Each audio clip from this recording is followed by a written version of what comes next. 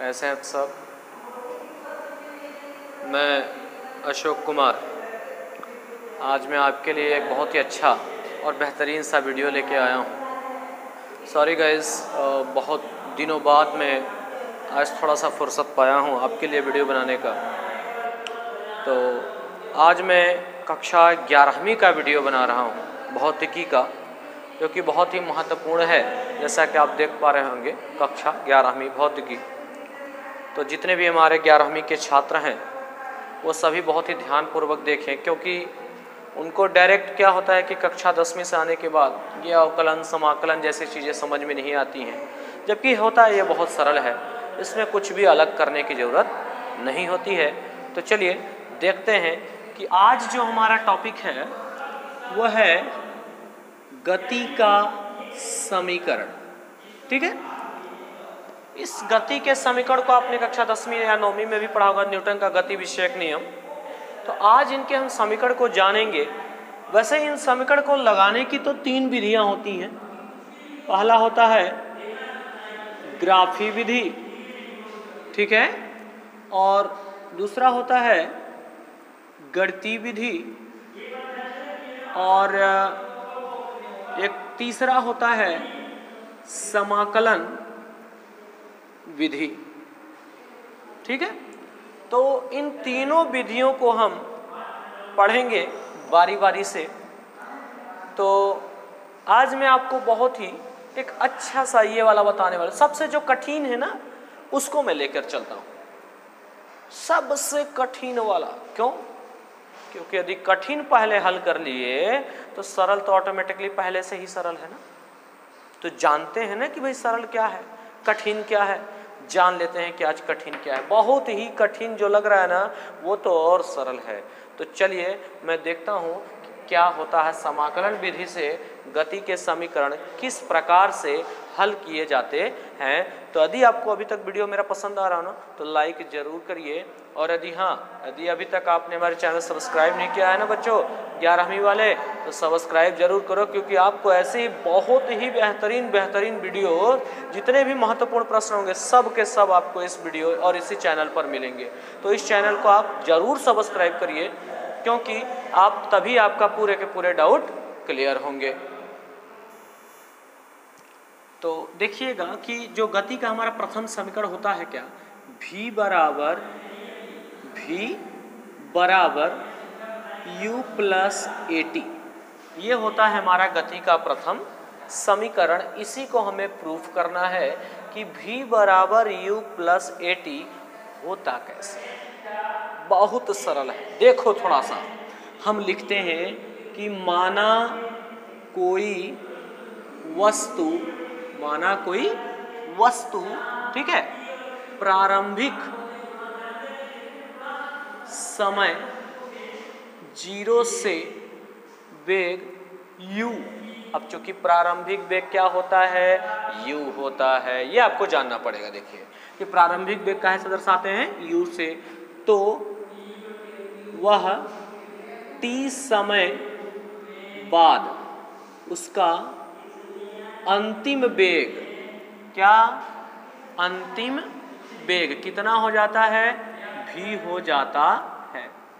ठीक है दोस्तों, अब हम लिखाते हैं। अब देखना, प्रारंभिक वेग u, अंतिम वेग v हो गया। ठीक है, तो वेग में परिवर्तन कैसे लिखाते हैं, अंतिम वेग माइनस प्रारंभिक वेग करते हैं ना, वही चीज हम करेंगे जो आप जानते हो, कोई दूसरा अलग से नहीं।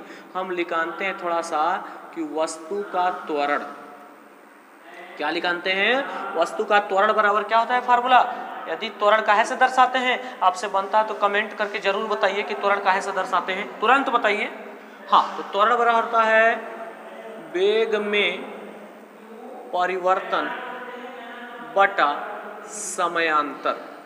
ठीक है, ये फार्मूला किससे किससे बनता है, यस लिखिए कमेंट में। त्वरण बराबर वेग में परिवर्तन बटा समय। ठीक है, अब मान लिखाते हैं। ए को काहे से डिनोट करते हैं, अभी तक आपने लिख दिया होगा, हमको पूरा उम्मीद है।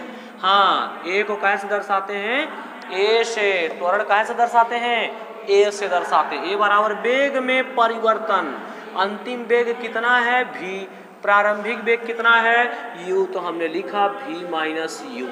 अब बटे समयांतर, अंतिम समय कितना है, t है, प्रारंभिक समय कितना है, 0 है। हमने तो लिख दिया, हमने क्या किया, कुछ नहीं किया, यानी कि a बराबर v माइनस यू, अब बटे क्या लिख देना है, t लिख देना है। ठीक है, अब देखिए थोड़ा सा और कि यदि हम इनमें परिवर्तन मान लें कि a बराबर d भी परिवर्तन हुआ और नीचे समय कितना है, dt है, तो a बराबर डी भी बटे dt हम इस चीज को लिख सकते हैं। अब इसका तिर्यक गुणा करा दो तो a dt और इधर कितना हो गया, d भी हो गया। ध्यान से देखो दोस्तों, बहुत सरल है, बहुत सरल है।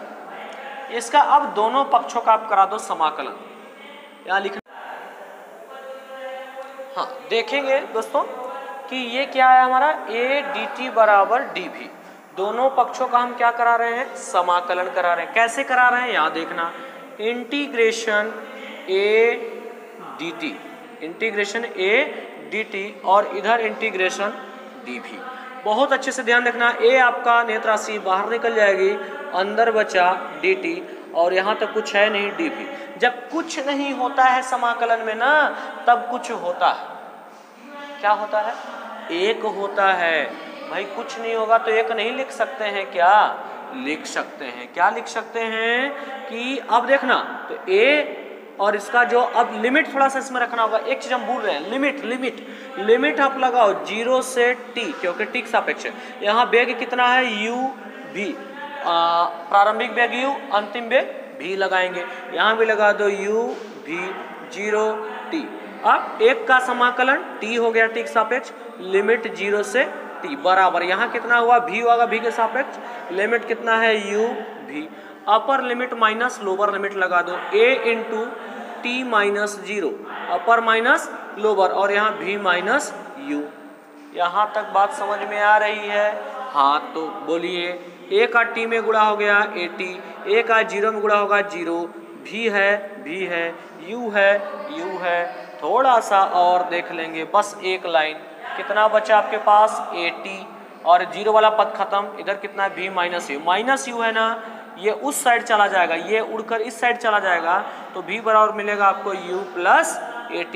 यही तो है गति का प्रथम समीकरण। क्यों, समझ में आया कि नहीं? यदि जहाँ पे समझ में नहीं आया हो तो कमेंट में लिख कर जरूर बताओ कि सर यहाँ पर समझ में नहीं आ रहा। यदि आपको पसंद आ रहा हो ना तो लाइक जरूर करो वीडियो को, तब ना हम और अधिक वीडियो बनाएंगे आपके लिए। चलिए अब थोड़ा सा दूसरा समीकरण जान लेते हैं कि कैसे आता है। हाँ देखिए, एक अगला समीकरण हम निकाल रहे हैं।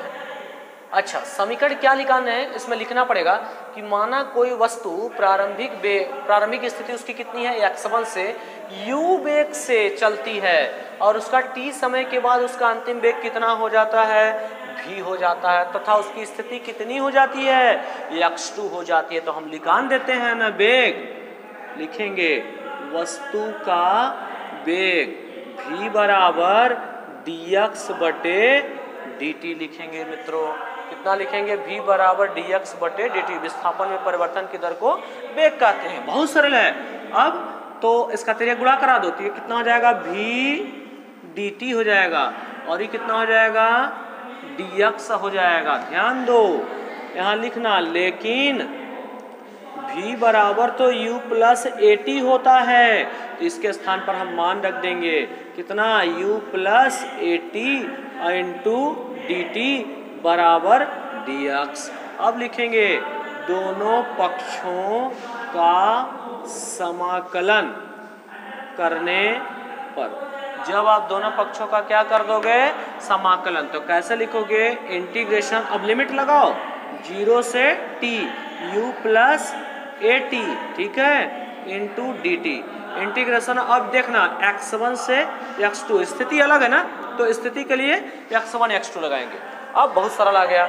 अब इसका आप समाकलन कर दो। कैसे समाकलन करेंगे, अब देखना अलग अलग हो जाएगा, 0 से t u dt प्लस 0 से t a dt, at है, at, तो at लिखिए, बराबर x1 से x2 और dx, कुछ नहीं तो एक मानिए, ठीक है, बहुत सरल है। अब देखना u आपका हो गया बाहर, अंदर बचा 1 और 1 का समाकलन t हो गया t के सापेक्ष।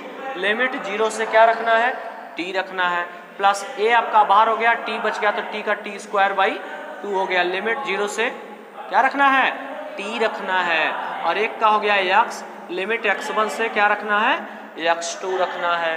अब लिमिट का मान रख दो, काहे का मान रख दो, लिमिट का मान रख दो, तो हो जाएगा u और जाएगा t माइनस 0 प्लस a, ये हो जाएगा t square by 2 minus 0 square by 2, upper limit minus lower limit, ये क्या होगा x2 माइनस x1। बहुत सरल है भाई, ut प्लस a t का स्क्वायर बाई 2, ये वाला पद खत्म और इधर बचा x2 माइनस x1। थोड़ा सा ध्यान देना है, एक पद और,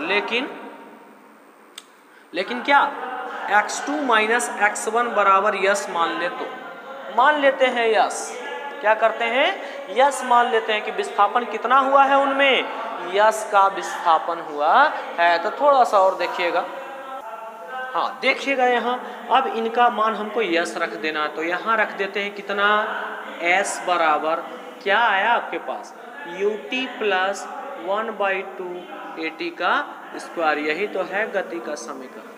क्यों आया ना गति का द्वितीय समीकरण। यदि आपको पसंद आ रहा हो ना